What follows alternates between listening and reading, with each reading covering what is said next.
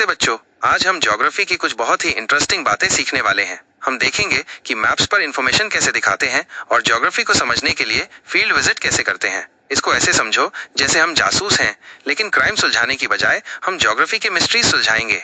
चलो मैप से शुरू करते हैं। मैप्स ज्योग्राफी पढ़ने वालों के लिए बहुत जरूरी टूल्स होते हैं। यह हमें समझने में मदद करते हैं कि चीजें कहाँ हैं और कैसे फैली हुई हैं। मैप्स का मेन मकसद क्या है? किसी भी मैप का सबसे जरूरी काम ये दिखाना है कि कोई जगह कहाँ है और अलग अलग चीजें जिन्हें हम वेरिएबल्स जैसे पॉपुलेशन, बारिश या टेम्परेचर कहते हैं, उस एरिया में कैसे फैली हुई हैं। थीमेटिक मैप्स क्या हैं?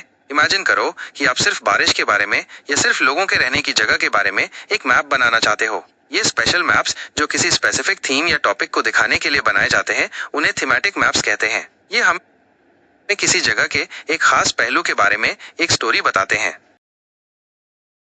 डिस्ट्रीब्यूशनल मैप्स क्या है? ये थीमेटिक मैप का एक टाइप है जो स्पेशली दिखाते हैं कि चीजें ज्योग्राफिकली कैसे डिस्ट्रीब्यूटेड या फैली हुई हैं। जैसे एक मैप जो दिखाता है कि पॉपुलेशन कैसे डिस्ट्रीब्यूटेड है या किसी एरिया में कितनी बारिश होती है। ये मैप्स किसी रीजन में पैटर्न और ट्रेंड्स को समझने के लिए बहुत यूजफुल होते हैं। अब हम इस डिस्ट्रीब्यूशन को मैप पर कैसे दिखाते हैं? इसके लिए 3 मेन मेथड्स हैं जिनके बारे में हम जानेंगे। एक, डॉट मेथड। डॉट मेथड ये कैसे काम करती है? इमेजिन करो कि आपके पास बहुत सारा डेटा है, जैसे अलग अलग विलेजेस में रहने वाले लोगों की संख्या। डॉट मेथड में आप उस वेरिएबल की हर यूनिट के लिए मैप पर एक डॉट लगाते हो। तो अगर एक डॉट 100 लोगों को दर्शाता है तो 500 लोगों वाले विलेज में 5 डॉट्स लगेंगे। ये क्या दिखाती है? ये मेथड किसी रीजन में चीजों के फैलाव को दिखाने के लिए बेस्ट है। किसी एरिया में जितने ज्यादा डॉट्स होंगे, उस वेरिएबल की कॉन्सेंट्रेशन उतनी ही ज्यादा होगी। इंपॉर्टेंट बातें जो ध्यान में रखनी चाहिए, हमें हर डॉट की वैल्यू, ये कितनी यूनिट्स को रिप्रेजेंट करता है, तय करनी होगी। हमें डॉट्स का साइज और उनकी डेंसिटी भी तय करनी होगी। डॉट्स लगाते समय एरिया की फिजिकल फीचर्स जैसे पहाड़ या नदियां और ट्रांसपोर्ट रूट्स पर ध्यान देना जरूरी है, क्योंकि ये डिस्ट्रीब्यूशन को अफेक्ट कर सकते हैं। इसके लिए सबसे अच्छा है, ये मेथड उन वेरिएबल्स के लिए सबसे सूटेबल है जो फ्रीली स्कैटर्ड हैं, जैसे पॉपुलेशन। 2, कोरोप्लेथ मेथड। कोरोप्लेथ मेथड ये कैसे काम करती है? इस मेथड में हम अलग अलग ज्योग्राफिकल वेरिएबल्स के डिस्ट्रीब्यूशन को दिखाने के लिए कलर्स के डिफरेंट शेड्स या टिंट्स का यूज करते हैं। हम डेटा को 5-7 क्लासेस जैसे बारिश की अलग अलग रेंज में डिवाइड करते हैं और हर क्लास को एक यूनिक शेड मिलता है।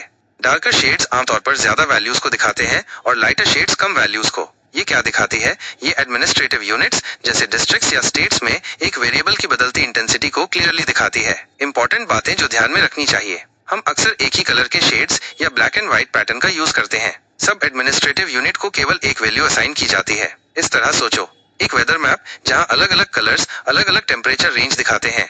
3, आइसोप्लेथ मेथड। आइसोप्लेथ मेथड ये कैसे काम करती है? इस मेथड का यूज तब किया जाता है जब किसी वेरिएबल का डिस्ट्रीब्यूशन कंटिन्यूअस होता है, मतलब ये एक जगह से दूसरी जगह पर स्मूथली चेंज होता है। हम लाइंस खींचते हैं जिन्हें आइसोलाइंस कहते हैं, जो इक्वल वैल्यूज के पॉइंट्स को जोड़ती हैं। ये क्या दिखाती है? ये एल्टीट्यूड, टोपोग्राफिकल मैप पर कंटूर लाइंस, टेम्परेचर, आइसोथर्म्स या रेनफॉल, आइसोहाइट्स जैसी चीजों को दिखाने के लिए शानदार है। इंपॉर्टेंट बातें जो ध्यान में रखनी चाहिए, हम मानते हैं कि दो जगहों के बीच किसी खास एलिमेंट की वैल्यूज का डिफरेंस एक यूनिफॉर्म रेट से चेंज होता है। आइसोलाइंस जितनी करीब होंगी, वेरिएबल में चेंज उतना ही स्टीप होगा। अगर वे दूर दूर हैं तो चेंज जेंटल होता है। कोरोप्लेथ मेथड के उलट हम एडमिनिस्ट्रेटिव यूनिट्स पर ध्यान नहीं देते, हम डिस्ट्रीब्यूशन के नेचुरल ट्रेंड को देखते हैं। इस तरह सोचो, मैप पर वो लाइंस जो पहाड़ों की हाइट या ओशन की डेप्थ दिखाती हैं। अब जियोग्राफिकल फील्ड विजिट्स के बारे में बात करते हैं। इमेजिन करो कि आप एनिमल्स के बारे में बुक से सीख रहे हो वर्सेस उन्हें जू में या उनके नेचुरल हैबिटेट में एक्चुअली देख रहे हो। फील्ड विजिट्स ज्योग्राफी के लिए ऐसी ही हैं। जियोग्राफिकल फील्ड विजिट क्या है? ये बेसिकली रियल वर्ल्ड में जाकर ज्योग्राफिकल कॉन्सेप्ट्स और एलिमेंट्स को डायरेक्टली एक्सपीरियंस और स्टडी करना है। ये समझने का एक हैंड्स ऑन तरीका है कि ह्यूमंस और एनवायरनमेंट कैसे इंटरैक्ट करते हैं। ये क्यों इंपॉर्टेंट है? ये हमें ह्यूमंस और एनवायरनमेंट के बीच के कनेक्शन को रियली समझने में मदद करते हैं, और ये क्लासरूम में जो कुछ भी हम सीखते हैं उसे लाइव कर देते हैं। हम एक फील्ड विजिट के लिए कैसे तैयारी करते हैं? एक, जगह और पर्पस डिसाइड करना। सबसे पहले हमें ये जानना होगा कि हम कहाँ जा रहे हैं और हम क्या सीखना चाहते हैं। क्या हम किसी रिवर की स्टडी कर रहे हैं, एक विलेज की, एक फॉरेस्ट की? 2, क्या ऑब्जर्व करना है, ये डिसाइड करना। हमारी विजिट के दौरान हमें किन खास चीजों को देखना और उनके बारे में इंफॉर्मेशन कलेक्ट करनी चाहिए। 3, मैप्स की स्टडी करना। हम एरिया को समझने और अपनी जर्नी प्लान करने के लिए लोकेशन मैप्स और रूट मैप्स देखेंगे। 4, लॉजिस्टिक्स की प्लानिंग करना। हमें डिस्टेंस, हम कैसे ट्रैवल करेंगे, ट्रांसपोर्ट और विजिट कितने टाइम तक चलेगी, ये तय करना होगा। 5, क्वेश्चनायर्स तैयार करना, कभी कभी हम लोगों से पूछने या ऑब्जर्वेशंस रिकॉर्ड करने के लिए क्वेश्चंस तैयार कर सकते हैं। हमें क्या साथ ले जाना चाहिए? एक ज्योग्राफिकल फील्ड विजिट के लिए आपके पास हमेशा होना चाहिए एक नोटबुक, एक स्पेसिमेन क्वेश्चनायर अगर हम लोगों का इंटरव्यू कर रहे हैं, एक पेन या पेंसिल, एक स्केल, रूलर, टेप, एक कंपास, सैंपल्स कलेक्ट करने के लिए एक बैग, मैप्स, एक कैमरा। हमें क्या सावधानियां, प्रिकॉशंस बरतनी चाहिए? हमेशा अपने टीचर्स के इंस्ट्रक्शंस को फॉलो करें। सेफ्टी फर्स्ट, एनवायरनमेंट को किसी भी तरह से हार्म न पहुंचाएं। हम नेचर में गेस्ट हैं। इमरजेंसी के लिए हमेशा एक फर्स्ट एड बॉक्स रखें। विजिट के बाद रिपोर्ट कैसे लिखते हैं? हमारी फील्ड विजिट के बाद हम जो कुछ भी सीखे उसे समराइज करने के लिए एक फील्ड रिपोर्ट लिखेंगे। इसमें शामिल होना चाहिए इंट्रोडक्शन, ब्रीफली बताएं कि विजिट किस बारे में थी। लोकेशन मैप और रूट मैप दिखाएं कि हम कहाँ गए थे।